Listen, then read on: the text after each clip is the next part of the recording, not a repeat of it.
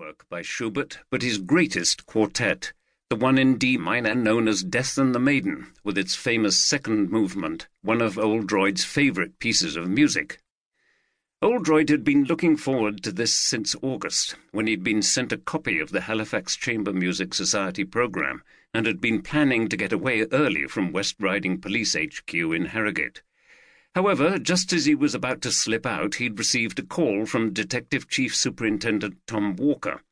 Cursing, he went up to Walker's office, frantically thinking of ways in which he could make a quick getaway. It had turned out to be a relatively trivial matter concerning a recent report he'd sent to the super, but often Walker used such things as an excuse for a conversation, though conversation was not quite the right word. Walker had chosen Oldroyd as his confidant, the person to whom he could regularly whinge about all the things he thought were wrong with the modern police force, modern management methods, and the modern world in general, for that matter. His greatest bête noire were the media, which he considered an insufferable bunch of yobs intent on making the work of the police harder, and people like Matthew Watkins, the trendy young chief constable of West Riding Police, who spouted management jargon and talked relentlessly of business culture and target setting. If only Walker could confide his rants to extended emails that could be quickly skimmed over and then deleted, thought Oldroyd, as he'd sat in Walker's office trying not to look at his watch. But his boss was ill at ease with the newfangled gimmickry of the digital age and preferred face-to-face communication. Another problem was that the old boy liked him, and Oldroyd didn't want to offend him. He was a good boss to have, trusting Oldroyd to get on with his job. But he didn't feel he could say to Walker that he wanted to get away to his concert, if that was okay. He suspected that if Walker had any musical tastes at all, they would not extend beyond brass bands or Shirley Bassey.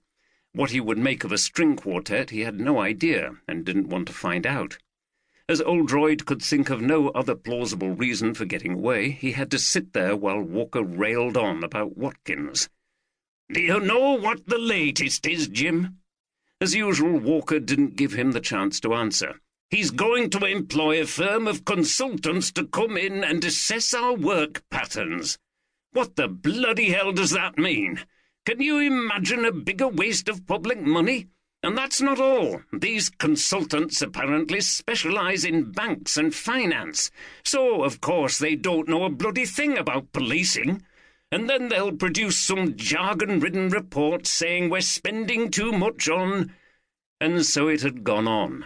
Oldroyd shook his head to dismiss the memory. It had been nearly 6:15 when he finally made his escape, and the concert started at 7:30. It was now 5 minutes past 7, and he was passing Shibden Park, with the dark, rather sinister-looking mass of the Jacobean Shibden Hall in the distance. He drove through a steep cutting in the millstone grit under a steel bridge marked 1900, turned to the right, and below him could at last see the lights of Halifax. He started to relax a little. He would probably make it. In the small artists' room at the Red Chapel Arts Centre, the Schubert Quartet was preparing for their performance. They'd dispensed with the formal white tie and tails in favour of casual open-neck black shirts and jackets.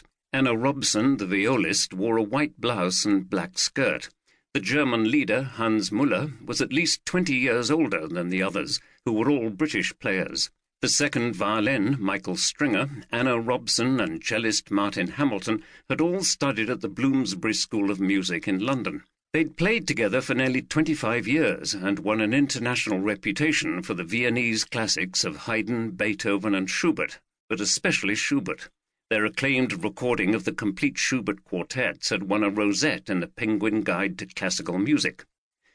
In the room there was a tension in the air beyond that normally expected before a concert. Anna Robson absent-mindedly practised short passages from the Haydn quartet they would be performing. Muller and Stringer were talking quietly but rather heatedly. Hamilton had just returned from the building's entrance, where he'd stood just outside smoking a small cigar and tapping at his phone. They each played marvellous instruments from the Italian Golden Age, Amatis and Stradivari, but Muller's violin was something truly remarkable. It was a Stradivarius from 1710, wonderful in itself, but what made it extra special was that on the back, beneath the famous varnish,